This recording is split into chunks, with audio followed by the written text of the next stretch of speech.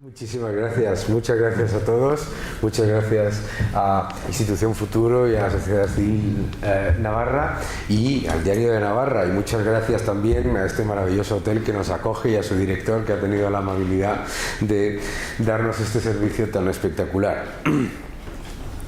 Vosotros escucharéis con mucha regularidad el concepto en los medios de comunicación, ¿no?, de esto de todos los problemas del mundo son problemas del neoliberalismo, ¿verdad? ¿No?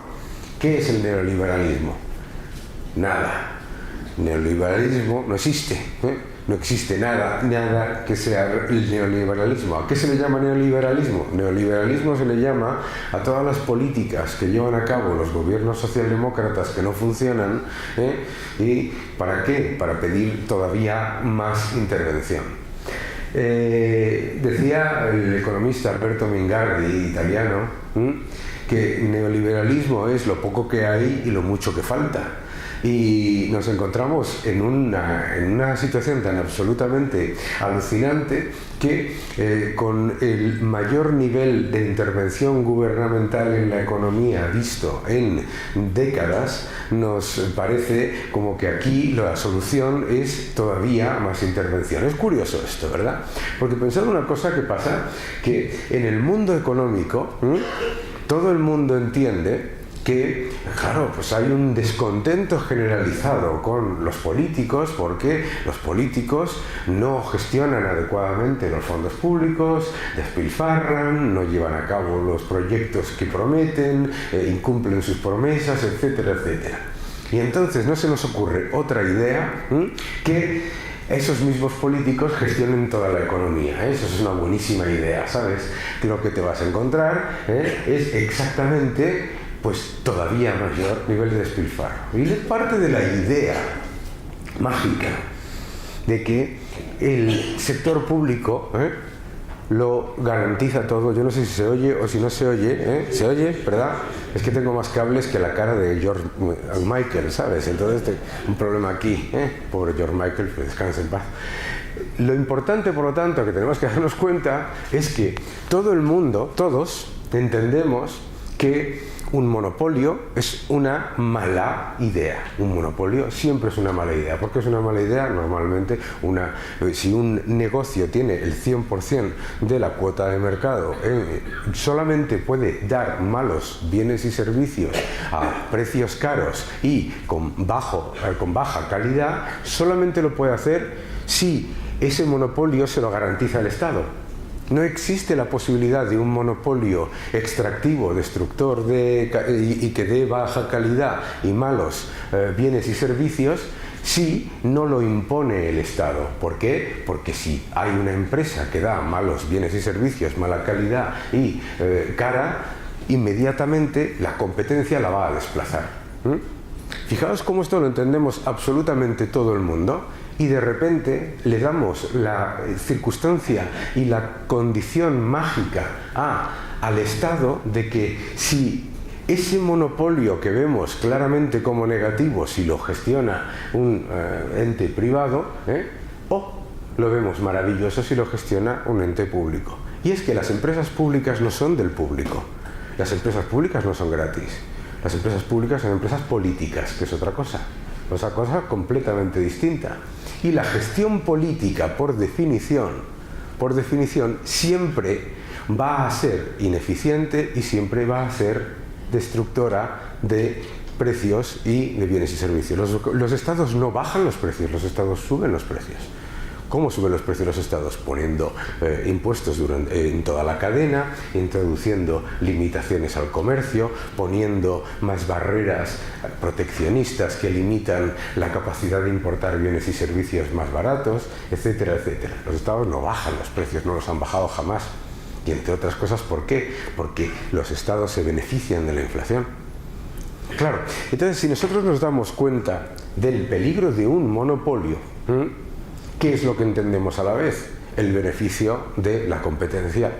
El progreso solo existe en competencia Y la innovación solo existe en destrucción creativa y en un proceso en el que los que generan mayor valor añadido, mejores bienes y servicios, ganan más dinero y ofrecen mejores bienes y servicios y más baratos a la población, y los que no lo consiguen, de eso se va generando otras oportunidades. Todos los avances que conocéis en la economía vienen de la destrucción creativa, de la innovación y de la competencia, jamás de la intervención. Nunca. Pensadlo por un momento. Si la intervención y el control estatal fuesen la panacea para el crecimiento y el bienestar, Corea del Norte sería el país más rico del mundo.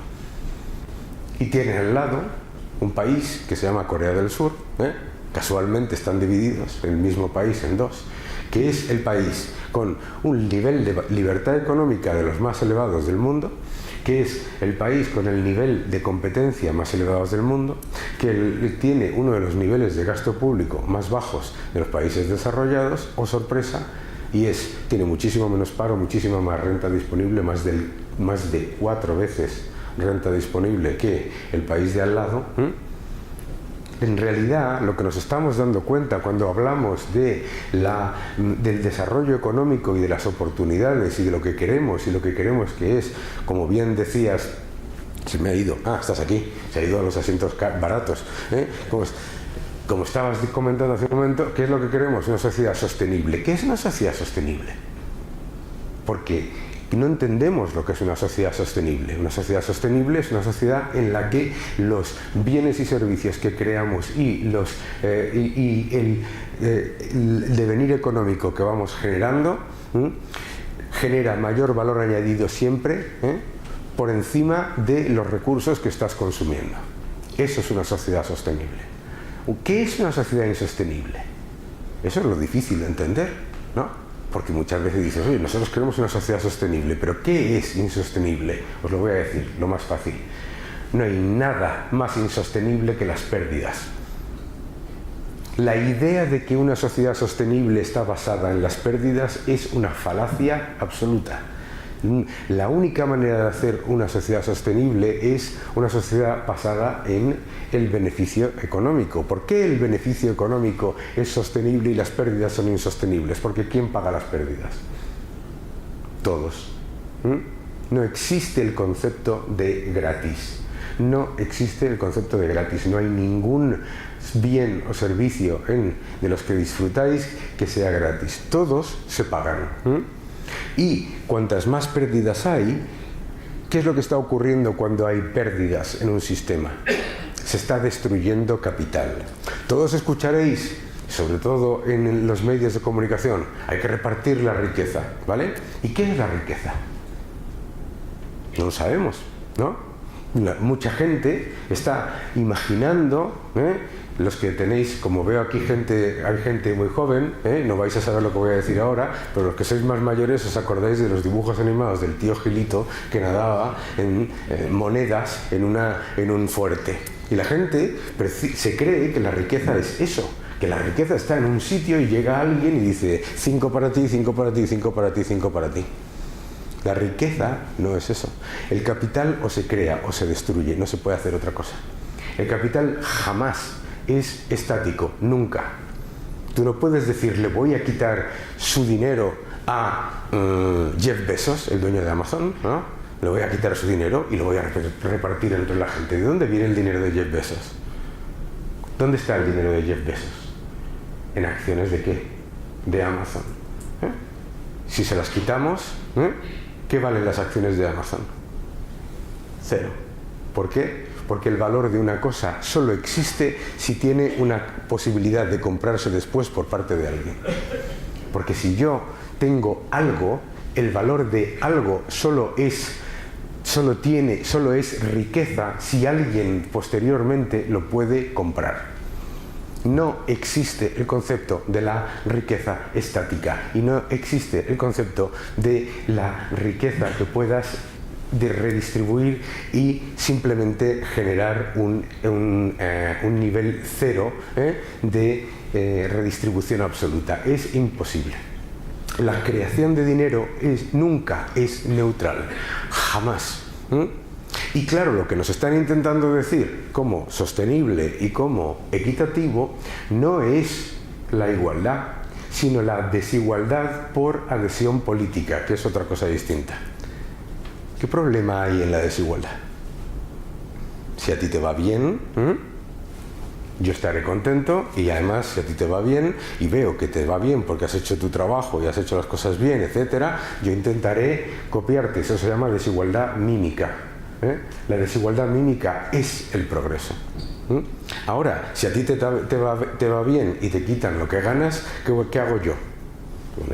No me esfuerzo ni muerto, ¿verdad? Todavía peor, si a ti te va mal, ¿yo qué voy a copiar? ¿O qué voy a intentar emular? Nada. Es decir, lo que nos estamos dando cuenta todo el tiempo es que nos están intentando contar una película inexistente de ciencia ficción, ¿no? ¿Quién ha visto Star Wars? ¿Nadie? Madre mía. Nadie ha visto Star Wars. Bueno, pues se la voy a contar yo. Star Wars empieza en el espacio con una nave que explota y se cae. Es decir, dos idioteces que no pueden pasar en el espacio, ¿de acuerdo? Porque no hay oxígeno, ¿no? Se cae. Lo que nos están contando es que las naves en el espacio explotan y se caen, que la riqueza es un pastel que se reparte y que el que genera la riqueza es el que la destruye en destrucción de capital. El capital o se destruye o se crea, ninguna otra cosa, no existe otra cosa. Imaginaos por un momento que el proceso de creación de crédito, que es lo que nos hace a todos progresar, lo monopoliza un ente, el Estado, cuyo objetivo siempre va a ser maximizar el presupuesto y aumentar el número de personas que trabajan haciendo ese presupuesto. ¿Qué es lo que ocurre con el capital? No es que se destruya, es que se destruye a una velocidad de tal calibre que no te da tiempo a revertirlo. ¿Qué es lo que ocurre? ¿Qué es lo que ha ocurrido? Lo que ocurrió en la Revolución Francesa, en Venezuela, etcétera. La velocidad en la que se destruye capital cuando se monopoliza por el poder político. El poder político está muy bien, ¿para qué? Para facilitar. El poder político tiene un objetivo, que es facilitar que el sector productivo crezca, se fortalezca y mejore.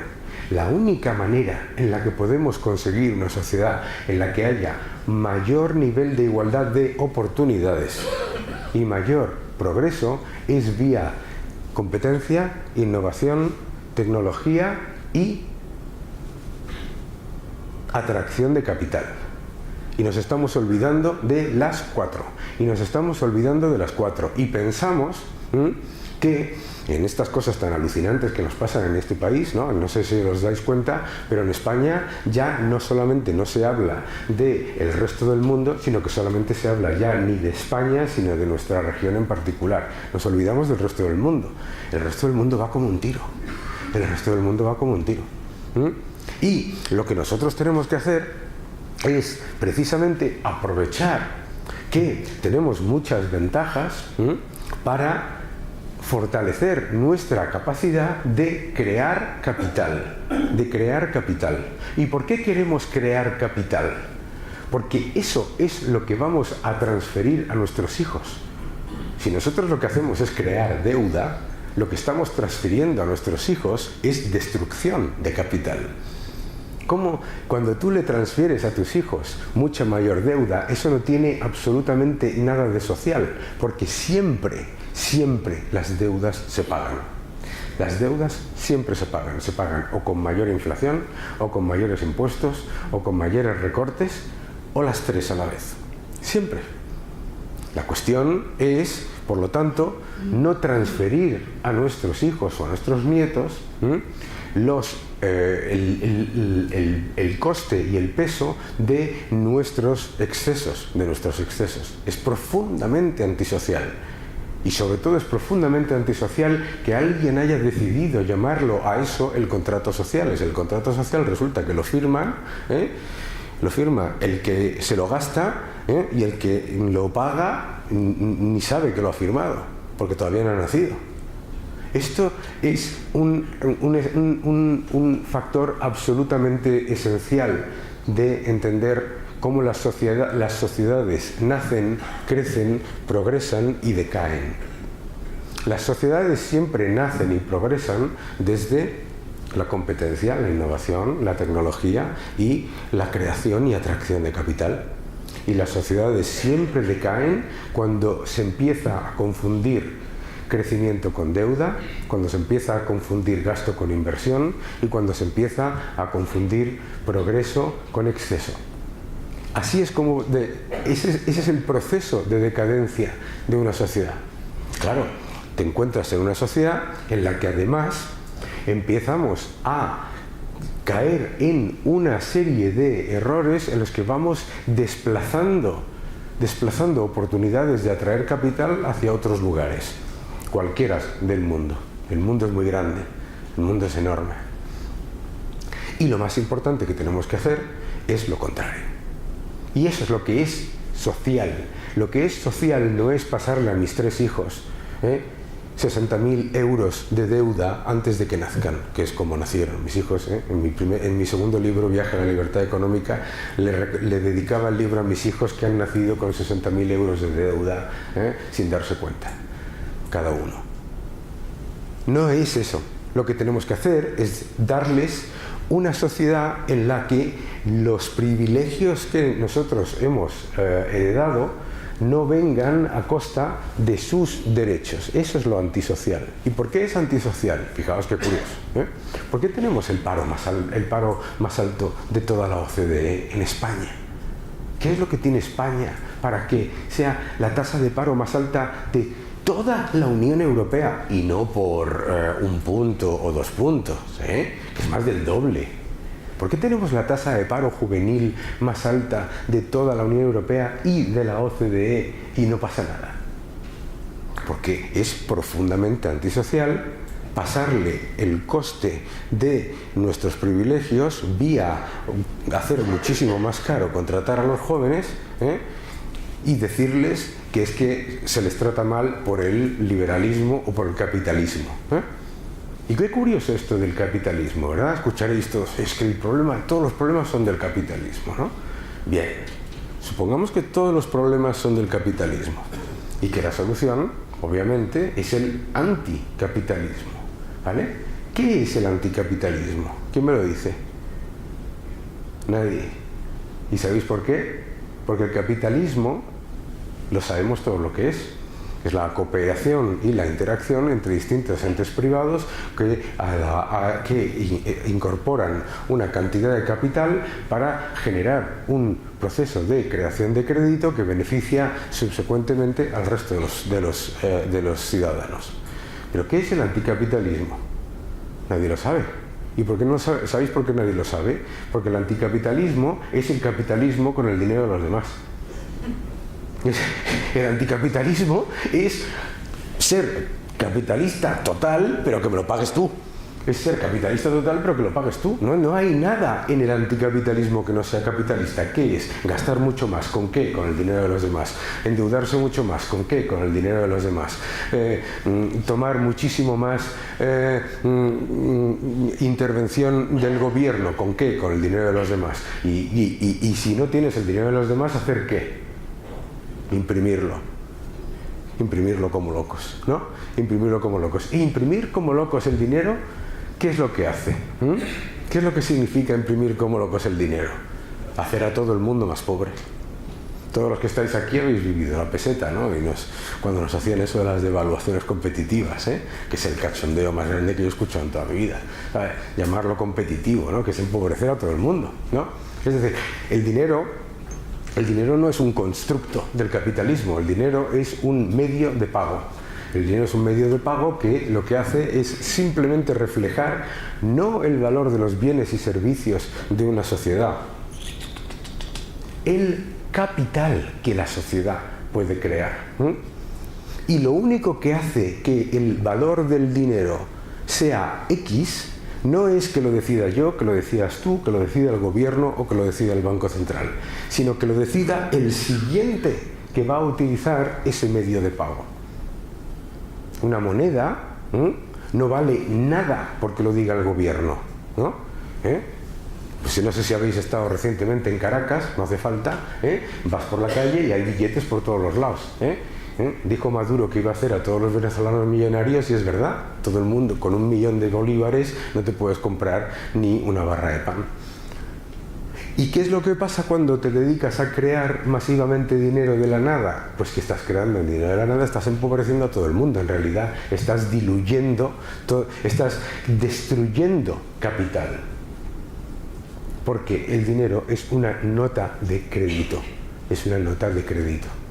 Y si no entendemos que el dinero es una nota de crédito y que con esa nota de crédito estamos dándole un nivel de confianza a la siguiente persona sobre nuestra capacidad crediticia, no entenderemos que si creamos una nota de crédito que no tiene ningún soporte crediticio y ninguna capacidad de utilizar, simplemente es un trozo de papel y ni siquiera es un trozo de papel. Entonces decimos, un modelo liberal para España, ¿por qué? Porque es el modelo más social que existe. Veréis, intentar vender que todo va a ir bien es una tontería. Es una tontería. El mundo no funciona de esa manera. Lo que nosotros podemos aspirar es a que la mayoría esté mejor. ¿Desde qué punto de vista? Desde el punto de vista de su capacidad de generar mayor valor añadido bruto para la economía en general. O sea, es decir, todos estamos aportando capital o destruyendo capital. Así de sencillo, y así de fácil, y así de complicado.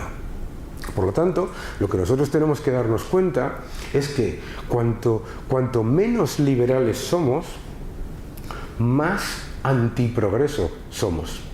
Pensad qué es ser antiliberal. Empezamos, ¿no? Primero, estar en contra de la propiedad privada, ¿no? O poner en peligro la propiedad privada. ¿Y por qué es importante la propiedad privada para una sociedad, para que una sociedad progrese? Porque si no existe la propiedad privada, no existe el capital que la sustente. No tiene ningún valor. ¿Cuánto vale un piso en Pyongyang?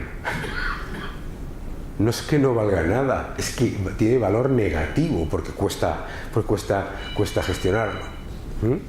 ¿Por qué es importante, por lo tanto, no solamente defender la propiedad privada, sino porque la propiedad privada es la esencia de la libertad del individuo? No existe otra forma de garantizar que el individuo perciba que la riqueza que tiene es suya. No hay otra. Segundo, porque sin propiedad privada no hay servicios públicos. Porque sin propiedad privada no hay servicios públicos, no los hay nunca. No existe ningún país que haya eliminado la propiedad privada en lo que los servicios públicos no se hayan destruido. Y es muy sencillo. Creación de capital, destrucción de capital. Tú destruyes el capital privado y destruyes el capital público. Y destruyes el capital público. Y la capacidad del sector público de tomar crédito. ¿Por qué toma crédito el sector público? ¿Cómo puede endeudarse el sector público? Gracias a los ingresos, a los bienes y servicios y al ahorro actual y futuro ¿de qué? Del sector privado. De nada más. En el momento en el que destruyes la propiedad privada, destruyes los servicios públicos. Es inmediato. Además es inmediato y sobre todo la velocidad.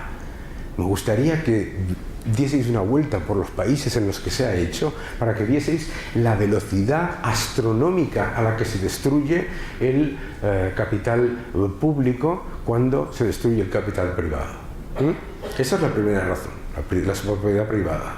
Por eso somos mucho más liberales de lo que creemos. Fíjate si somos liberales en este país, que todo el mundo dice que es anticapitalista hasta que le toca la lotería. Muy importante la propiedad privada. Segundo, ¿por qué es muy importante también? Atracción de capital. Porque nosotros somos el 1% del Producto Interior Bruto del mundo. El que se piense que España puede ofrecer los bienes y servicios que ofrece el sector público y los que disfrutamos todos y cada uno cada día, todo esto, con autarquía tiene un problema de memoria y tiene un problema de matemáticas. Tiene un problema de memoria porque España ha vivido la autarquía. Y la autarquía generó miseria absoluta en este país. Claro. Porque no existe el concepto de la independencia de la producción de todo en ningún sitio. No existe ninguna capacidad de ninguna sociedad de ser 100% independiente por un constructo geográfico y político que es la frontera, ¿no? Nada más que una decisión política, no tiene nada que ver. Yo me imagino que si viniese un ovni y mirase el mundo y dijese que esta gente se separa aquí en regiones y en países y dice que este es distinto al otro, dirán, estos tontos, deben ser todos tontos, ¿no? Propiedad privada y cooperación mundial. No existe, por otro lado, no existen las sociedades 100% ni estatales ni nada. Si vas a Cuba, ¿de qué depende Cuba? De las remesas que le mandan los que se han ido de Cuba hacia el país. ¿De qué vive Cuba? De las subvenciones de los países que les sostienen políticamente. ¿De qué vive Corea del Norte? De que les subvencione China. Es decir, no es un país independiente, es un país más dependiente. Propiedad privada, cooperación internacional, atracción de capital. Somos el 1% del Producto Interior Bruto del mundo. El que se crea que los salarios en España van a crecer, el empleo va a crecer y la prosperidad de los jóvenes y de los mayores se va a mantener con los bienes y servicios que creamos en España, vamos, que se puede pasar todo el día haciendo los cálculos, no llegas ni de lejos, no llegas de lejos.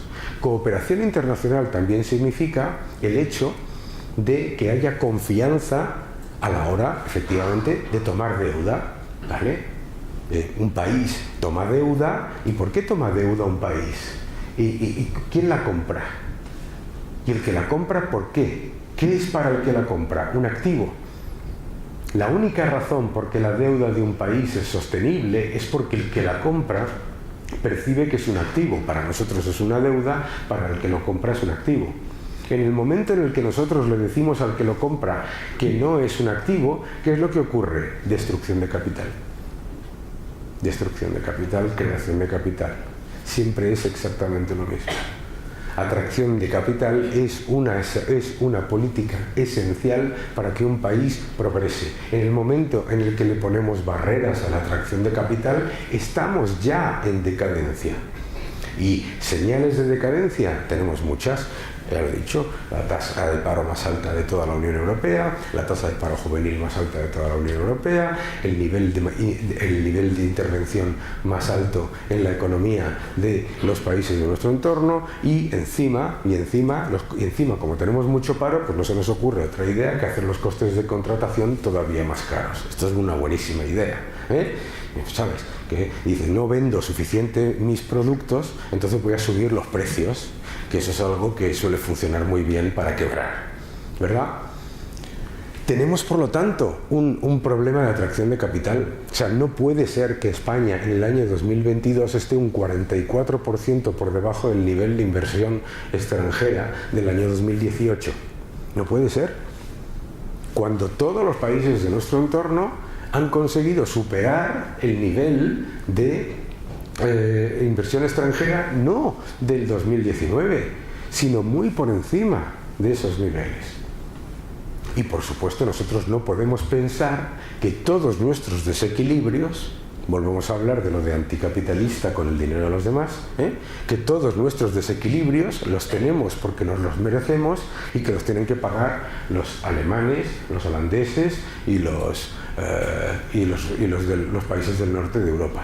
Porque claro, yo siempre le digo a la gente, ojo, que los Beatles no se separaron porque Ringo Starr se enfadase, sino porque Paul McCartney dijo, yo no pago más a estos tres desorientados. Muy diferente. Ojo con eso, esa idea de que, bueno, el dinero viene de Europa, nos lo paga Europa, nos lo hace Europa, como si Europa fuese, no sé, pues la fortaleza del tío Gilito. Por eso nosotros no podemos plantear un modelo económico que sea 100% dependiente del capital de otros. 100% dependiente del capital de otros. Fijaos lo siguiente, voy a hacer dejadme hacer este ejercicio. Hoy, el bono a 10 años de España da una rentabilidad del 3 y pico por ciento. ¿De acuerdo? El 3 y pico por ciento. La inflación está al 7 y pico por ciento, 7,7 subyacente. ¿Quién de vosotros compraría como activo bonos de España al 3 y pico por ciento con una inflación subyacente del 7,7% si el Banco Central Europeo, Alemania, Holanda y Luxemburgo no estuviesen ahí? Exacto. Destrucción de capital. Wipe out. Adiós pensiones. Adiós servicios públicos. Adiós derechos. El único derecho que tiene una sociedad es a crear capital, porque es el derecho más social que hay. ¡Oh! No me lo puedo creer. ¿Cómo se pueden decir estas cosas? Con lo malo que es esa palabra. Porque eso es lo que estamos pagando. Eso es lo que estamos pagando cuando estamos haciendo políticas sociales. Todas las empresas hacen políticas sociales. Todos los agentes económicos hacen políticas sociales. La familia es el agente económico más social de todos. ¿Con qué pago yo los estudios de mis hijos que no contribuyen? Eso es política social, ¿no? ¿Y con qué lo pago? Imagínate que lo hago, ¿no? Me echan de casa, endeudándome como un loco, diciendo que lo paguen los alemanes, llamando a una familia alemana, diciéndole que pague no, con mi ahorro, ¿no? Es decir, nosotros tenemos que convertirnos en una sociedad que pasa del gasto y la deuda a una sociedad que pasa al ahorro y la inversión prudente. En el momento en el que atacas a las empresas, que son las que generan la inversión prudente, porque son las que se juegan el dinero, y lo transfieres a entes cuyo objetivo no es generar rentabilidad económica real, la destrucción de capital siempre la pagan los ciudadanos. Siempre la pagan los ciudadanos. No existe ninguna otra opción. Por eso, si lo que queremos es una sociedad más social, con más servicios que nosotros todos conscientemente estemos dispuestos a aceptar pagar, los tenemos que pagar con lo que generamos. Primero hay que crear la riqueza, continuar creándola, no se queda ahí, hay que estar creando la riqueza todos los días, a todas horas, a todo el tiempo, y de lo que creas, una parte se puede dedicar. En el momento en el que lo que tú estás destruyendo, yo puedo destruir capital que he creado para pagar los estudios de mis hijos, y lo puedo llamar una inversión, muy bien. ¿Pero por qué? Porque sigo creando capital. Pero si yo revierto el proceso y hay más consumidores de capital que creadores de capital, ¿qué es lo que pasa? Que quiebras. Que quiebras como sociedad. Me da exactamente. La gente se piensa que las sociedades como quiebran es que de repente un día te levantas y ¡ah! Hemos quebrado. No. Las sociedades como quiebran es lentamente. Se va perdiendo poder adquisitivo, los salarios reales cada vez son más bajos, la destrucción del poder adquisitivo de la moneda, los servicios públicos cada vez cuestan más pero cada vez son peores, el endeudamiento es cada vez mayor. Y eso es lo que tenemos que evitar. Y eso es lo que tenemos que evitar porque no tenemos la patente de corso que nos ha dicho que por haber nacido en esta maravillosa tierra de Navarra o en Madrid o donde sea, usted, el mundo no va con usted. Usted lo tiene gratis. No, el mundo no nos va a regalar nada. Mientras tanto en China, en Corea del Sur, en Japón, etcétera, etcétera, etcétera, el mundo está cambiando y está cambiando a mucho mejor. Lo más importante de todo esto es que en economía siempre pasan tres cosas, ¿vale? La primera es que caemos en el error del presentismo, que es pensar, que esto está en mi libro, Libertad o Igualdad, baratísimo por otro lado, presentismo. que es pensar que lo que nos está pasando ahora es lo más importante del mundo y lo que me pasa a mí es lo más importante del mundo. Mis necesidades y mis derechos sí que son importantes, no los de Kim Jong-un en Corea del Sur, que supongo que existirá, perdonad. Dos, la nostalgia. En mi época sí que se vivía bien, menuda chorrada, ¿vale? Modern Talking, Spandau Ballet, qué horror, no es verdad, es completamente falso. Tercero, la distopia, no merece la pena, todo va fatal, destrucción de capital, no es cierto. El año 2022, con todos los retos que tenemos, es el mejor año de la historia de la humanidad, flipad. El mejor año de la historia de la humanidad. Nunca en la historia, comparado con el año 2022, ha habido menos pobreza en el mundo, más acceso a educación, más acceso a agua potable, más acceso a bienes y servicios sanitarios en todo el mundo, a la educación. Es increíble. ¿Y eso de dónde viene? De la cooperación, de la innovación, de la tecnología y de la competencia. Por lo tanto, si lo que queremos es una sociedad sostenible, social y realmente progresista, lo que somos es liberales. Muchas gracias a todos. Muchas gracias, Daniel. Bueno, yo creo que tenemos todavía un buen rato para preguntas. Antes de que paséis algunas, no sé si tenéis por ahí. Yo quería hacerte una que hemos estado comentando antes esta mañana comiendo, un poco por la actualidad que es, ¿no? O sea, nosotros también desde Historia y Cultura defendemos, pues efectivamente, el apoyo a las empresas que realmente son las que crean los empleos y la riqueza, ¿no? Y a través de ello, pues lógicamente, pues hay un servicio público y hay unos servicios sociales que podemos dar a nuestros ciudadanos, ¿no? Y bueno, pues para apoyar a estas empresas y pues lógicamente también nos preocupa mucho pues lo que es la atracción, que has dicho tú, ¿no? La atracción del capital, la atracción para que nos ayude a este desarrollo, ¿no? Y nos desayunamos pues ayer pues con una noticia pues que ya no es que haya empresas que vengan a España, sino que hay empresas españolas que cambian su domicilio fiscal, ¿no? Y entonces, bueno, hoy hemos visto pues a todos los gobiernos, bueno, el gobierno que tenemos, ¿no? En primera persona y por parte de muchos ministerios, pues criticando la postura de esta empresa, pues porque lo ha hecho, pues calculando los ahorros fiscales, ¿no? Creo que hay mucho más detrás de todo esto, ¿no? Cuéntanos un poquito tu opinión y cuál es tu punto de vista y qué es lo que se debería hacer, ¿no? Por parte del gobierno a futuro, ¿no? Bueno, la mejor manera de que las empresas no se vayan es no echarlas. Creo que es muy sencillo, ¿no? O sea, estamos viviendo una época en la que vemos una actitud por parte de muchos gobernantes que es muy parecida a cómo se comportan los maltratadores, ¿no? Que le dicen a sus parejas, tú sin mí no puedes, tú eres un inútil, no vales, no tienes nada, etcétera, etcétera, etcétera. Y después, cuando cierran la puerta y se van, dicen, ¿por qué me dejas? ¿No? Pues te dejo porque me maltratas, ¿no? ¿Por qué tenemos que maltratar a las empresas? Porque estamos en un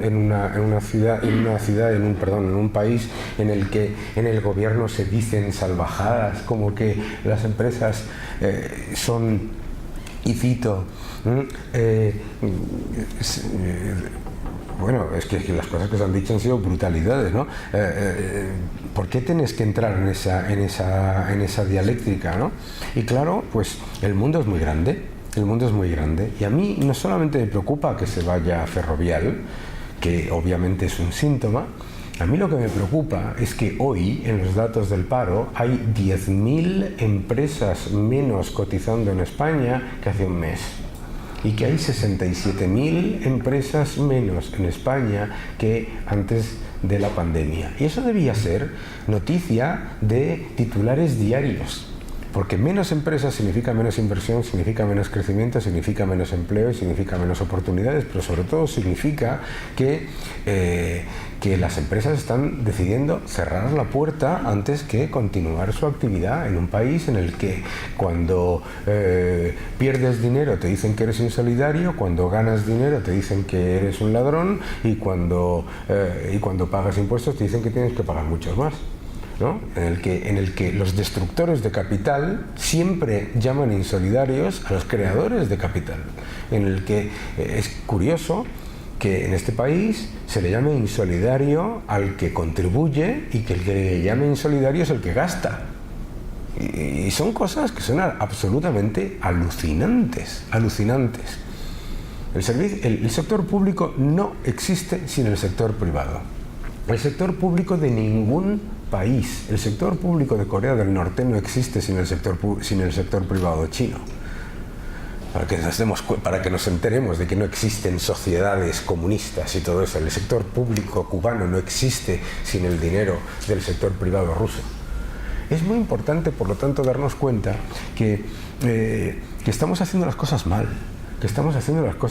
Y que esto es un síntoma que no debería estar encima de la mesa. Pero sobre todo, un gobierno, ante esta noticia, desde luego lo peor que puede hacer es decir que esa empresa es insolidaria, antipatriota, no sé qué, bla, bla, bla, bla, porque ¿qué le está diciendo a cualquier otra empresa que pueda decidir instalarse en España? Si me vengo a este país, me van a crujir. Y si por cualquier cosa decido irme, me van a insultar. Entonces, ¿para qué? Entonces yo creo que lo que tenemos que hacer es trabajar para que aquí, primero, para que vengan y se vaya todo el mundo. O sea, ¿por qué es un éxito este hotel? Porque todo el que quiere entrar, entra, todo el que quiere salir, sale, ¿no? El Hotel California, de la canción de los Eagles, veo gente aquí mayor, a ver si esto lo entienden, no existe, ¿no? Que puedes entrar todas las veces que quieras, pero no puedes salir. Eso no existe. Y por lo tanto lo que tenemos que hacer es trabajar para que aquí vengan todas las empresas que quieran y más. Y si alguna se va, hacer todo lo posible porque se queda. Y si se va, pues que el flujo de entrada sea mayor que el de salida, ¿no? Cuando Burger King se fue de Estados Unidos a Canadá, Burger King no es ya una empresa norteamericana, hizo un inversion deal como ha hecho Ferrovial y se fue a Canadá, ¿no? Yo no escuché estas salvajadas. Bueno, pues Burger King se ha ido a Canadá, pues esperemos que muchas otras vengan mucho más y vamos a ver por qué se ha ido a Canadá, sobre todo. Claro, inmediatamente, ¿qué es lo que pasó? Inmediatamente la administración Obama, que no eran tontos, revirtió la subida de impuestos que había llevado a que Burger King se fuese. Yo creo que es lo que tenemos que hacer. Entonces, tenemos que aprender, o sea, en vez de pensar que nuestros errores son de los demás, y que lo que tenemos que hacer es pensar cuáles son nuestros errores y vamos a trabajar por mejorarlos, que mejorar es lo que tenemos que hacer, ¿no? Muy bien. Daniel, hace 3 semanas creo que era, hace 3 semanas, Institución Futuro publicaba en uno de estos gráficos de la semana que publica que Navarra era por aterrizarlo un poco aquí a Navarra, ¿no? Navarra era la segunda comunidad con más funcionarios cada 1000 habitantes, ¿vale? Solo nos gana Extremadura y estamos a punto de alcanzar tristemente, pero a décimas de alcanzar Extremadura y ponernos en el top 1. Aquí hay gente joven. En Navarra siempre hemos llevado un orgullo tener 3 universidades, que para una población de 600.000 habitantes creo que es un dato relevante. ¿Qué podemos hacer? Si nuestros hijos prefieren ser funcionarios, con todo el respeto por supuesto, a emprender, entiendo que en las circunstancias en las que estamos, pues eso, ¿no? Que te digan, como ha dicho Ione Belarra, que son las empresas, como agobian a los clientes, no sé, me ha dicho una cosa de estas. Sí. Es un poco triste tener una Navarra así, pero bueno, ese sea el ejemplo. Pero bueno, no digamos que es de Pamplona y está, que piensen que es de otro sitio. ¿Qué podemos hacer con la juventud para que prefiera crear riqueza de verdad, para que luego se pueda usar en otros gastos, ¿no? Antes que seguir incrementando el gasto público, ¿no? Bueno,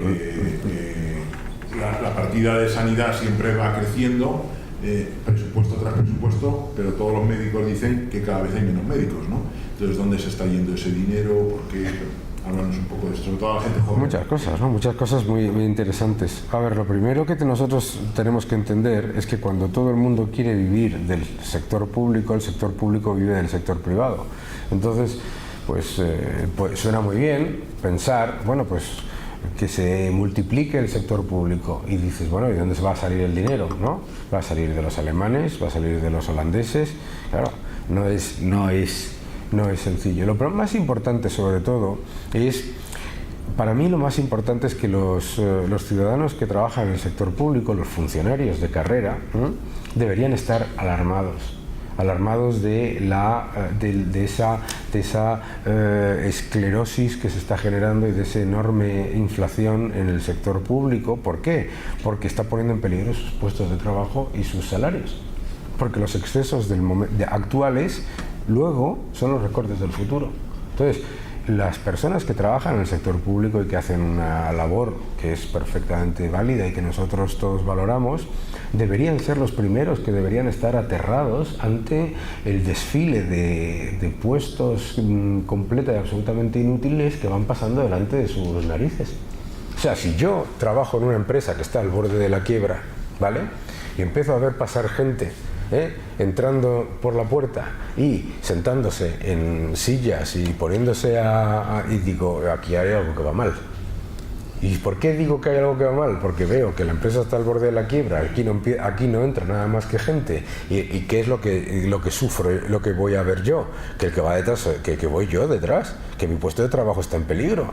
Entonces, a mí lo que me parece peligroso o alucinante es que los propios trabajadores del sector público no se den cuenta de que esa esclerosis del sector público es un ataque a los trabajadores del sector público. O sea, que la razón por la que ese médico cobra menos en la sanidad pública es porque hay 36.000 millones adicionales en 2 años de gasto político completamente innecesario. Claro, ¿sabes? Cuando estos señores salen ahí, yo con tal, bueno, todo el mundo, cada uno que se manifieste o que haga lo que le da gana, pero ¿por qué no salen con una pancarta diciendo, en vez de gastar 5.000 millones en Agenda 2030, reduzcan los desequilibrios del sector público? O sea, la idea de que los desequilibrios del sector público no tienen impacto y que siempre va a haber un cajero automático, que es el sector privado, del que tú puedes tirar eternamente, eso es tal ridiculez, ¿sabes? Entonces, yo tengo algún familiar que trabaja en el sector público, que es profundamente liberal. ¿Por qué? Porque precisamente lo que quiere es que su puesto de trabajo y que el puesto de trabajo de las personas que realmente están ofreciendo un servicio sea sostenible. Y estamos haciéndolo insostenible. Y esa gente que dice que defiende la sanidad y la educación y a la vez está apoyando el aumento masivo del gasto político en 36.000 millones, que además defiende que se gasten 5.000 millones al año en Agenda 2030, que se gasten 10.000 millones al año en transición ecológica, que se gasten 5.000 millones al año en asuntos económicos y que además se gasten otros 1.000 y pico millones al año en presidencia e igualdad, esos están poniendo en peligro a los servicios públicos. Los que están en contra de la sanidad pública y los que están en contra de la educación pública y los que están en contra de las pensiones son los que se creen que la chequera del gasto público es eterna. Y no lo es. Y lo estamos viendo constantemente. Para empezar, porque aprovechándose de la inflación y recaudando 9.000 millones más en el IRPF de todos nosotros, por no deflactar los impuestos, este gobierno va a dejar las cuentas públicas con 45.000 millones anuales de déficit, crezcas o no crezcas. Déficit estructural, el que se genera, pase lo que pase. ¿Qué es eso? Eso es destrucción de capital que durante un tiempo, y a lo mejor ese tiempo puede ser largo, te lo financia Europa a cambio de esperar que tú mejores. Pero la paciencia de todos se acaba. Vuelvo a repetirles el ejemplo de los Beatles, ¿no? Parece una tontería, pero no lo es, no lo es. Europa no se va a romper porque se vaya España o Italia. Si Europa se rompe es porque Alemania dice no, hasta aquí hemos llegado. Y ahí ya vais, y entonces ahí verás lo que son recortes. Porque aquí todo el mundo piensa que el dinero es gratis. Y lo que nosotros tenemos es crédito. Tenemos un banco, Europa, en el que tenemos crédito. Y tenemos crédito porque tenemos unos compromisos. Si no cumplimos esos compromisos y nos quitan el crédito, no solamente perdemos el crédito adicional, sino que perdemos la capacidad de pagar las cosas que ahora mismo estamos pagando con deuda. A mí me hace mucha gracia cuando escucho esto de el Estado le hace un préstamo a la Seguridad Social. ¿Así? ¿Cómo le hace el Estado un préstamo deficitario a un servicio deficitario? ¿No? Decía Lenin, hay que leer a todo el mundo, decía Lenin que las sociedades empiezan a destruirse cuando confunden capital con deuda, y eso nos está pasando aquí. Dice, no, es el Estado le ha hecho un préstamo a la Seguridad Social. ¿Con qué? ¿Cómo que le ha hecho un préstamo? ¿Sabes? ¿Entiendes?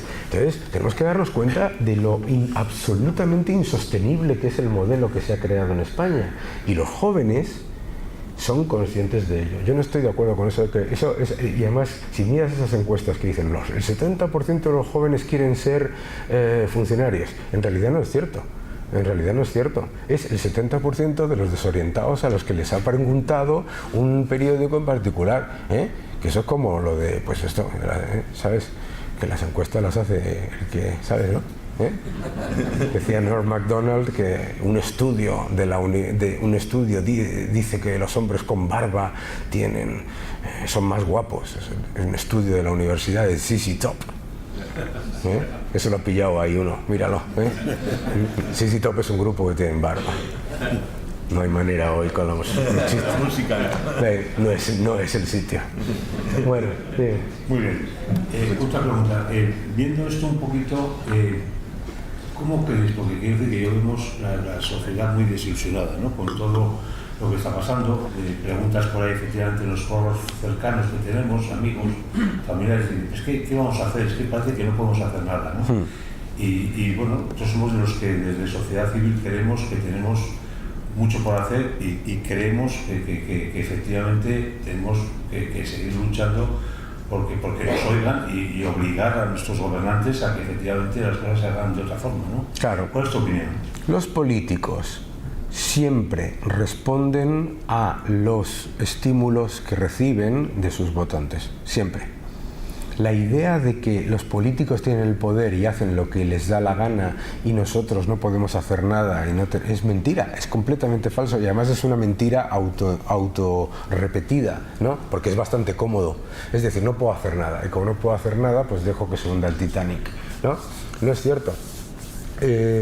Los políticos responden, y los políticos tienen que responder porque los políticos venden una cosa que es su capacidad de gestión, y se la compramos como en un supermercado los votantes. Entonces, si los votantes le dicen a los políticos, yo no te voy a permitir que hagas toda esta cantidad de cosas, responden inmediatamente. Vaya que sí responden inmediatamente. Después de 5 fracasos electorales en Madrid, el candidato actual de la comunidad para el Ayuntamiento de Madrid está prometiendo, os lo juro, bajar los impuestos. ¿Sabes?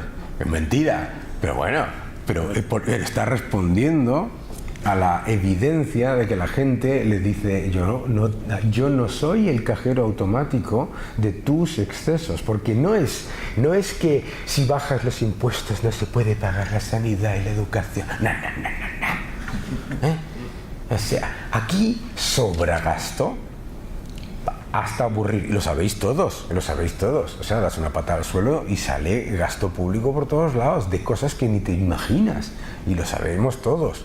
Hay 60.000 millones de euros de exceso de ineficiencia en el gasto público, acaban de salir los datos de Eurostat. España es el país que tiene el mayor gasto en personal de la administración con respecto a su presupuesto, de todos. No te vengan aquí con el cuento. Siempre se utiliza el cuento. Eso se utiliza siempre en todos los países. Es que si no se puede pagar la sanidad. Tontería. O sea, que no nos podemos pagar la sanidad y la educación, pero nos podemos pagar la sanidad y la educación y una gigantesca burocracia que la gestione. Un poco de seriedad, ¿no? Aquí tenemos unas cuantas preguntas. Si hay alguno que quiere levantar la mano... Ah, claro. Sí, pues venga, digo un poco por mezclar. Sí, claro. Antes, Daniel, comentabas el tema de la propiedad privada, ¿no? Lo importante de la propiedad privada. Y entonces yo me acordaba de esa frase que hemos oído todos de en 2030 no tendrás nada y serás feliz. Claro. ¿Qué reflexión harías a este respecto? Claro, que en 2030 no tendrás nada y serás profundamente infeliz. Lo que pasa es que no te podrás quejar.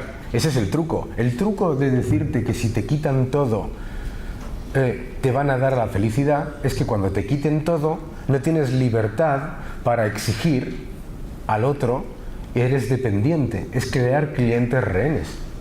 Entonces, si yo te digo a ti, olvídate de todo, yo te voy a solucionar la vida. Olvídate de todo, te quito tu casa, te quito tu coche, te quito todo, no te preocupes. De verdad que yo soy bueno, tú eres malo, eso sí, que lo sepas, pero yo soy bueno. Entonces, yo te voy a garantizar todo, ¿vale? Y te lo quito todo. Y al día siguiente te digo, no te voy a poder dar, no está la cosa bien. Y tú dices, a ver, me quejo. Claro, ¿qué tienes tú? Si yo te quito la propiedad privada, ¿qué tienes tú para quejarte ante mi inevitable y bondadosa decisión totalitaria? ¿Y qué tengo yo? El monopolio de la violencia. Entonces no puedes hacer nada. Claro, ese es el engaño del socialismo, es ese. Es, no vas a tener nada, pero yo, que soy bueno, tú no, que eres malo, ¿eh? O sea, piénsalo, pero piénsalo por un momento. ¿Cómo va? Si estás diciendo que el ser humano como individuo es malo, egoísta y pernicioso, ¿de verdad me estás diciendo que un grupo de seres humanos gestionando todo no van a ser egoístas? ¿Sabes? En sí misma es una falacia. Pero si me estás diciendo que tú eres muy generoso, yo te digo tú también. Y estoy seguro que con tu dinero en tu cuenta y con tu propiedad, tú, y lo sé, vas a ser mucho más generoso que yo con el tuyo. Porque es tu dinero. Pero claro, es una manera, y perdona que, es una manera súper cómoda de destruir el ascensor social. Claro, imagínate, yo soy multibillonario. No sé si habéis estado alguno en Davos. Vas a Davos, llegan en su avión privado, multibillonarios, no multimillonarios, sino gente de verdad, con dinero de verdad. Y dicen, no, es que aquí cuando hablamos de ricos es que te entra la risa, perdona, ¿sabes? Multibillonarios. Y te dicen, no, la solución para el mundo es que todos vosotros no tengáis nada y que nosotros os lo gestionemos y os demos todo lo que necesitéis. ¿Qué estoy haciendo? La imposibilidad de que ninguno de vosotros compita conmigo. Es decir, perpetuar mi poder y hacerlo absoluto. Claro. ¿Entiendes? Por eso es tan importante que la propiedad y la riqueza esté cuanto más cerca, pero tocando al que la ha generado. ¿Sabes? Cuanto más lejos está, la probabilidad... Vamos, incluso yo, que tengo muy buena intención y que soy muy buena persona y que os tengo mucho cariño a todos, si os quito vuestro dinero a todos vosotros y digo yo os lo gestiono, y os quedáis sin nada, no te quiero ni contar cómo voy a vivir y no te quiero ni contar cómo vais a vivir. Una pregunta que nos han pasado, podéis escribir si queréis, Esta es sencilla o rápida, por lo menos porque seguro que la tienes interiorizada, ¿no? Si fueras candidato al gobierno central y ganaras las próximas elecciones, ¿cuáles serían las tres primeras medidas que tomarías, además? Claro, bueno, pues fácil así decirlo, ¿no? Pero yo creo que lo primero que hay que hacer es un plan serio. Primero hay que explicarle a los ciudadanos no son tontos, los ciudadanos no son tontos. voy por ahí y los ciudadanos saben perfectamente que tenemos unos problemas financieros y fiscales brutales. Entonces, lo primero, darles un diagnóstico serio y decirles, vamos a ver, aquí esto no es jauja, aquí tenemos un problema financiero muy importante, que es este, y vamos a solucionarlo. Y vamos a solucionarlo de una manera en la que sea justa. ¿Y cuál es la manera justa? La manera justa es recortando y de manera severa todos aquellos excesos de gasto que no tienen absolutamente nada que ver con los servicios públicos, ¿vale?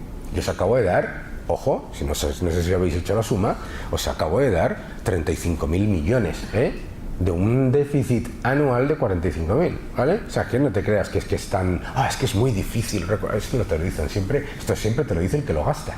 Es muy difícil recortar esto, recortar es súper difícil, claro, porque no lo quieres hacer. Eso es lo primero que hay que hacer, ¿vale? Lo segundo que hay que hacer es, hay que hacer una política de desahogar la economía de trabas burocráticas y administrativas, ¿no? Les comentaba en la comida que el otro día estuve en una comunidad autónoma en la que se vanagloriaban de que habían reducido el periodo para recibir una licencia de una empresa de 5 a 3 años. ¡Años! Hemos hecho una mejora de las trabas administrativas. Digo, no, lo que esto es un infierno absoluto, ¿sabes? ¿Tú sabes lo que son 3 años de coste de capital para una empresa? No, claro. Entonces, eso es lo segundo que hay que hacer. Y lo tercero que hay que hacer es, una vez conseguido eso, lo que hay que hacer es una reducción generalizada de los costes fiscales de creación de empleo y de inversión, que son muy altos. O sea, ¿cómo puede España tener el paro más alto de toda la Unión Europea y los costes de contratación más caros de los países líderes de nuestro entorno? ¿Estamos locos? O sea, ¿cómo te puede costar un sueldo de 1.000 euros netos casi 2.000? Claro, a mí me pasó eso en la televisión, ¿no? Me sacaron a una señora encantadora que dijo, ¿cómo me explica usted cómo puedo vivir con 600 euros? Y le pregunté, ¿brutos o netos? Y me dijo, ¿qué? Y le dije, ¿brutos o netos? ¿Usted cobra 600 euros brutos o 600 euros netos? Si cobra 600 euros brutos, hombre, estoy muy preocupado. Pero si cobra 600 euros netos, en realidad usted está cobrando 1.198 brutos.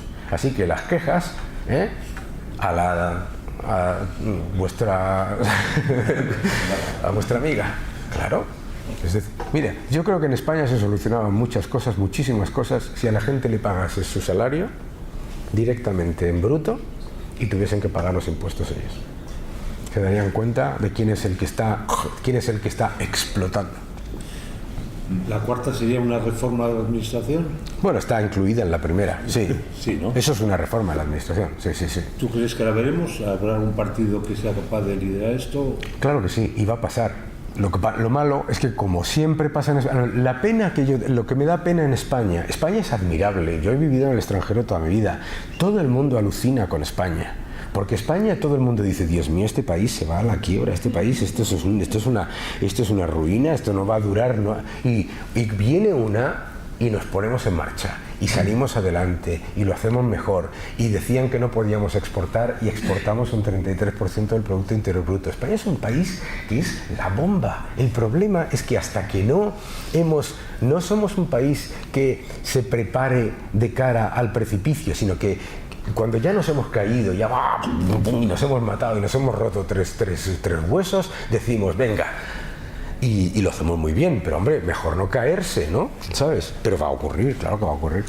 Sí, Daniel, perdóname, José, sí. Has hablado un momento has hablado un poco por encima de reducir los costes laborales y el asunto fiscal. Sí. ¿Vale?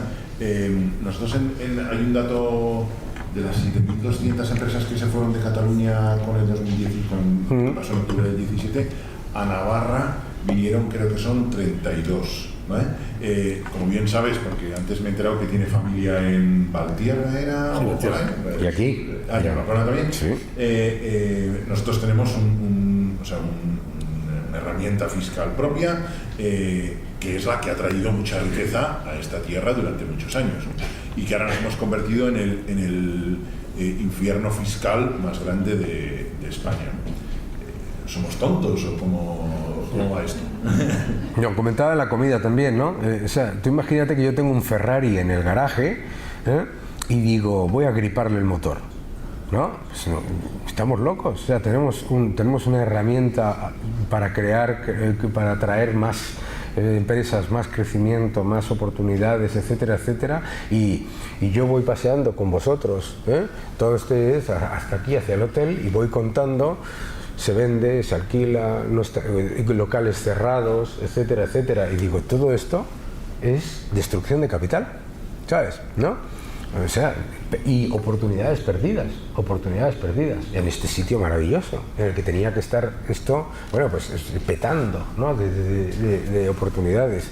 Entonces yo creo que eso es una herramienta completa y absolutamente, bueno, pues claramente, no solamente, no desaprovechada, sino puesta al servicio de lo contrario.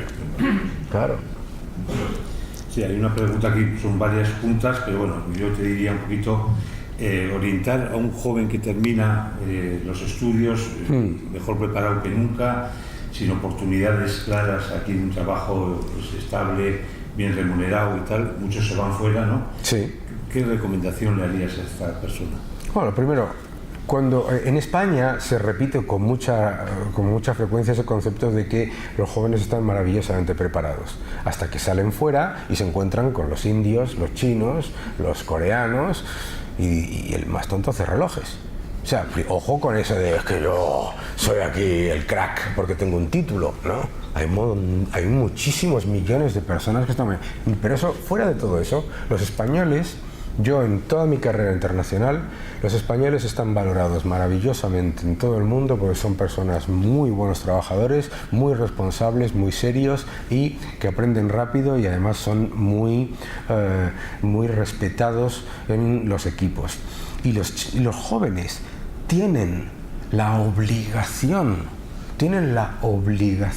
de buscar las oportunidades donde las hay. Si yo hubiese tenido en el año 91, cuando salí de la carrera, las oportunidades que tienen los chavales hoy para salir fuera, buscar oportunidades, aprender, equivocarse, montones de vosotros, os veo ahí a los que estáis en los asientos baratos, montones de vosotros os están diciendo que tenéis que saber ya lo que vais a hacer dentro de 30 años y lo que vais a hacer. No, tenéis que equivocaros, aprender de los errores, tomar riesgo, saber que tu novia o tu novio o tu novie de ahora no va a ser tu novio, tu novia o tu novie de dentro de 3 años. Hacerle caso a tu madre para que te pongas una bufanda o un jersey, pero no para que te quedes en tu ciudad. Hacerle menos caso a tus padres y más caso al mundo. Está el mundo ahí fuera, chicos. Y no pasa nada, y no pasa nada. Esta idea de es que nuestros jóvenes se nos están yendo fuera. Todos los jóvenes de Noruega se van fuera. ¿Dónde van a irse? Claro, ¿dónde van a ir? ¿Tú te imaginas a alguien en Noruega diciendo nuestros jóvenes se están yendo de Dinamarca? Imagínate que eso todavía menos. Se están yendo los jóvenes de Dinamarca. Vamos, como no se vayan, claro. Y luego vuelves y luego tal. O sea, el mundo. Dejad de pensar en el constructo falso, que es un constructo político de una frontera, ¿no? No tiene ningún sentido, ¿no?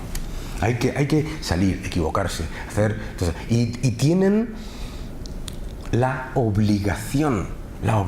Y os voy a decir por qué tenéis la obligación. Porque tenéis un privilegio que es el de vivir en una sociedad privilegiada.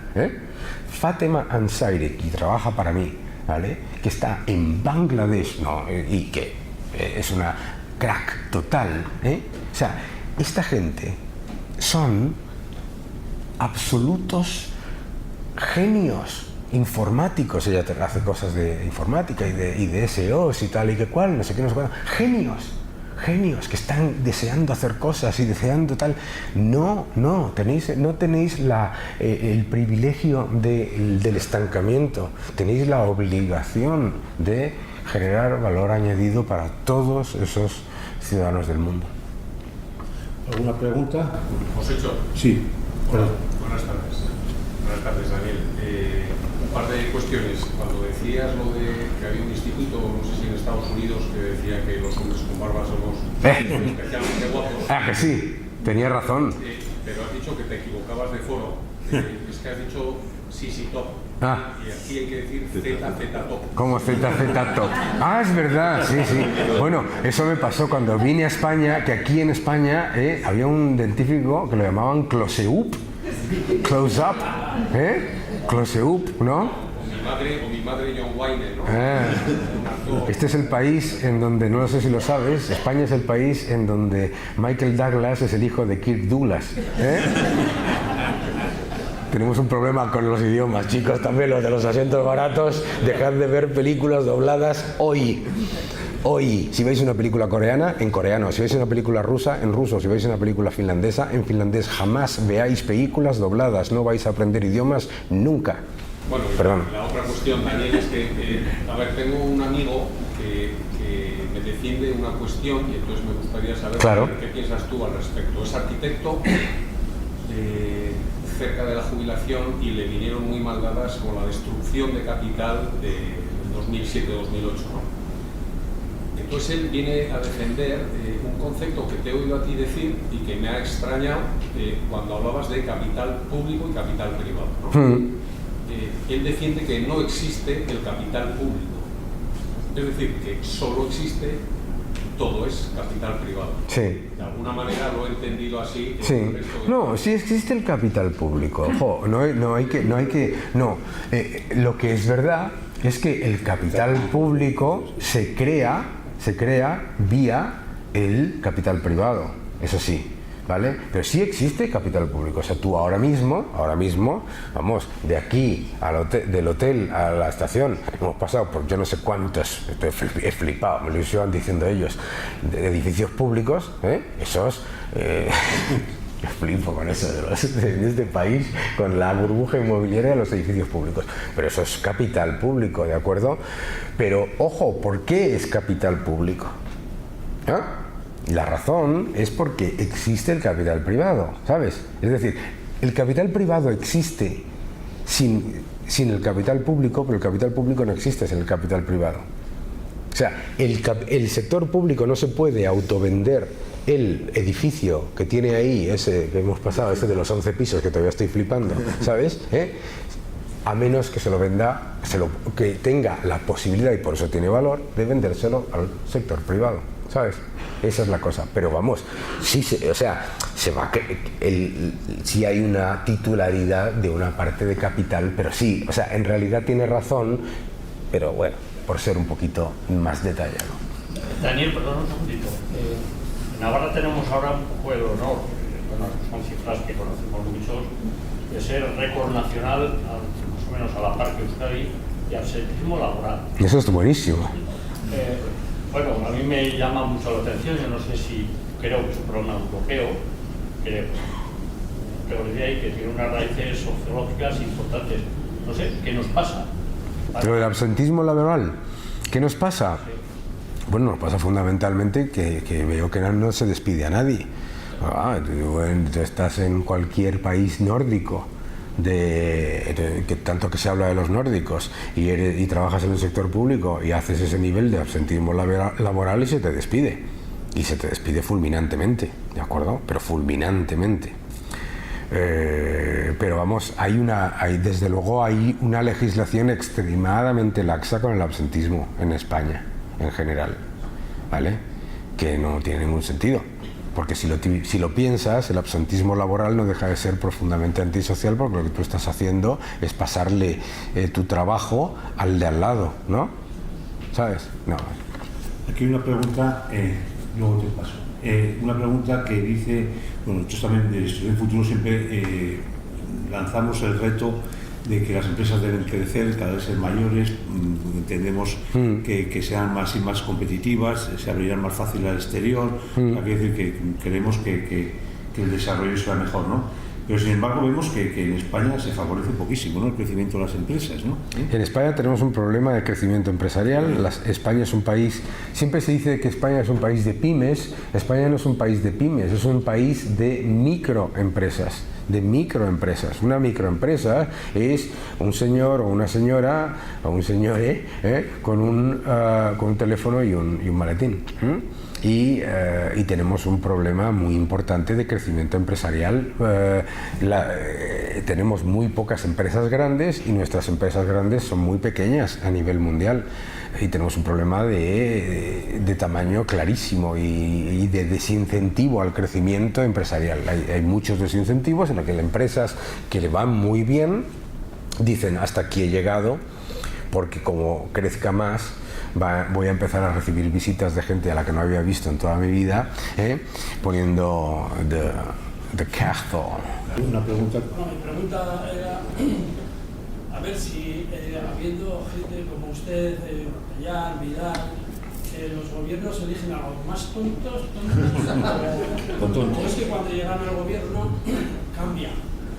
Y a la institución le quería preguntar si el gobierno le hace mucho caso.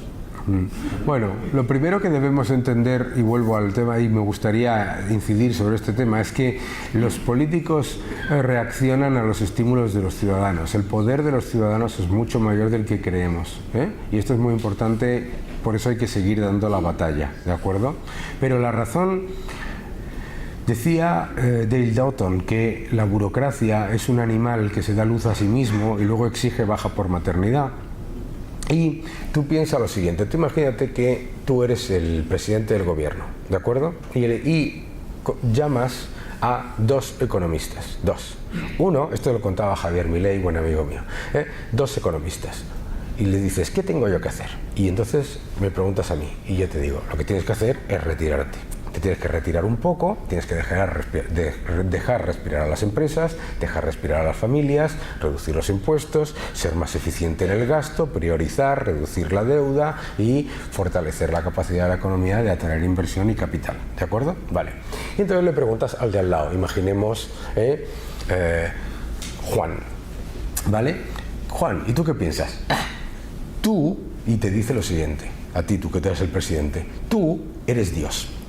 El Estado puede endeudarse todo lo que quiera y no pasa absolutamente nada porque le puedes subir los impuestos a los ciudadanos siempre que quieras y entonces no va a haber el más mínimo problema. Segundo, el Estado además tiene el monopolio de la violencia y puede obligar a las empresas a que se queden o penalizarlas si se van. El Estado además tiene la capacidad de aumentar su deuda eternamente y no repagarla. Así que tú puedes hacer todo lo que quieras, cuando quieras y como quieras, y cuanto más lo hagas, más débiles serán las empresas y más débiles serán los ciudadanos y más te deberán. ¿A quién contratas? Exacto, lo siento, no hace falta que me contestes. ¿A Juan? O sea, no es que se contrata a los más tontos, se contrata a los más estatistas. Claro, lógico. ¿Qué quiere? ¿Qué? Parece una... Claro. ¿Qué quiere el monarca absoluto? ¿Qué quiere el rey que iba desnudo con el manto de armiño inexistente? Que le venga alguien y le diga que qué bonito el manto, aunque vaya desnudo, ¿no? Eso es lo que pasa, ¿sabes? Y por eso cuando dice, no, es que el gobierno ha elegido, esto es bueno, fantástico, el gobierno ha elegido un grupo de expertos que va a hacer un informe sobre lo que ha decidido, que casualmente los expertos acuerdan unánimemente que el gobierno tiene razón. Peligro, ¿no? ¿Sabes? Sí. En cuanto a la pregunta que decías a mí, bueno, yo creo que Institución Futuro es un ente, como he dicho, privado, no recibimos ninguna subvención de nadie, o sea, nos mantenemos con las cuotas de nuestros socios y todos los socios, que en este momento ya somos 80 miembros, pues defendemos un poco la independencia, ¿no? Y por tanto, pues decimos lo que realmente pensamos, ¿no? Y el mayor conocimiento que tenemos pues es el conocimiento de nuestros propios socios, ¿no? Entonces es una lluvia fina, continuamente solamente opinamos, ¿no? de temas de desarrollo económico, todo lo que tiene que ver, lo que es formación, lo que es temas tributarios, todo lo que es desarrollo, ¿no? Y bueno, pues recientemente hemos hecho internamente también unas sesiones con los principales líderes políticos antes de las elecciones para que nos hablen de su política económica y nos oigan a nosotros lo que pensamos que es fundamental que hagan, han venido todos encantados y bueno, esto pues antes era más difícil de conseguir, ¿no? Seguramente pues nos hará el caso en lo que podamos, pero yo soy también de la opinión de que no damos por perdida esta batalla, ¿no? La vamos incrementando el número de socios y nuestra labor es seguir insistiendo y lógicamente protestar y lógicamente pues poner un poquito contra la pared en algunos momentos cuando salen las cosas que tenemos que son mejorables, ¿no? Sí, nosotros también te digo que desde Sociedad Civil Navarra hemos estado, bueno, nos llaman periódicamente las fuerzas políticas constitucionales, claro, para escuchar nuestras propuestas, algunas, sin ir más lejos, la plaza que tenemos aquí detrás, bueno, ahora estoy desubicado, ¿no? Pero aquí detrás, la antigua de Baluarte se llama ahora Plaza de la Constitución, porque lo quiso el alcalde ante una petición de Sociedad Civil Navarra.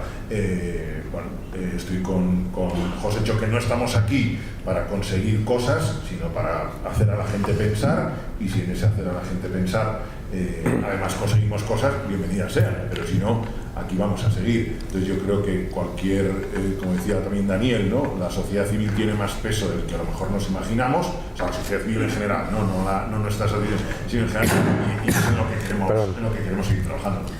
Sí, luego claramente, pues bueno, cuanto más seamos, lógicamente, pues la más sociedad representamos, más caso nos hará, ¿no? Y ese es nuestro objetivo número uno. Quiere decir que si somos 4 personas, pues nos hará menos caso que si somos 400, ¿no? Y bueno, la idea es que todas las partes, ¿no? O sea, todas las áreas de la sociedad, personas jóvenes, mayores, de un sector, de otro, que tenga conocimiento y que tenga, pues que participe en sus propuestas e ideas y que podamos proponer lo mejor para Navarra, ¿no?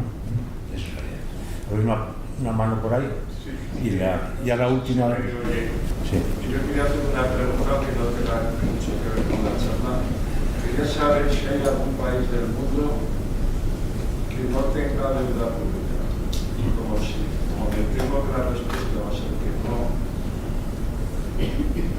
¿cómo se puede devolver esa deuda pública? Bueno, la deuda pública es, como te decía, lo que es para nosotros deuda, para otro es un activo, ¿de acuerdo? Entonces, es un mecanismo de engranaje en el que esa deuda se va repagando una parte y se va creando otra y se va el proceso de creación de riqueza del mundo es un proceso de creación de riqueza vía crédito. El crédito, la deuda no es mala. El problema es cuando la cantidad de deuda que tú estás generando es mucho mayor que la riqueza que generas. Entonces, nadie tiene ningún problema. Estados Unidos tiene una deuda y nadie tiene ningún problema con la deuda de Estados Unidos, y todo el mundo considera ese activo como un activo valioso porque sabe, uno, que la paga, y dos, que la riqueza que va generando ese país es muy grande, ¿verdad? El problema es cuando tu deuda supera en mucho tu generación de riqueza, y entonces ya no pasa de ser un activo a algo que la gente no quiere, ¿de acuerdo? O sea, si tú tienes una empresa y te emites un bono, digo yo, esta empresa es muy buena y yo voy a comprar ese bono porque creo que me va a devolver esa deuda, y además que luego tomará otra deuda para hacer otras inversiones y siempre va a tener una cierta cantidad de deuda. La deuda es un instrumento.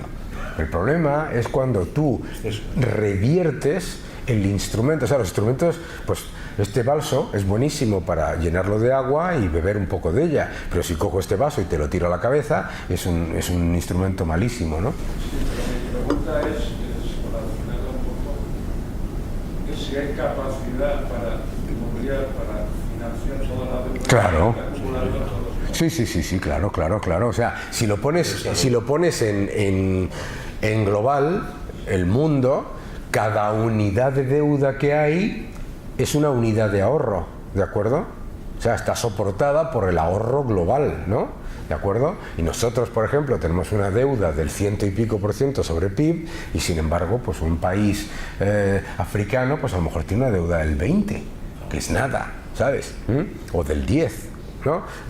Pero todo eso, en global, cada unidad de deuda es una unidad de ahorro, ¿de acuerdo? Entonces está bien. Ahora, ¿cuál es el problema? Cuando individualmente cada uno de nosotros, es decir, en el mundo, igual que en el mundo financiero, todo el mundo está tomando deuda, las empresas están tomando deuda, etcétera, etcétera, algunas quiebran, ¿de acuerdo? ¿Y por qué quiebran algunas y otras no? Porque su capacidad de generar confianza en esa forma, en esa capacidad de repagar, se mantiene, ¿de acuerdo? Muy bien, oye, pues ya un aplauso para Daniel. Gracias a todos.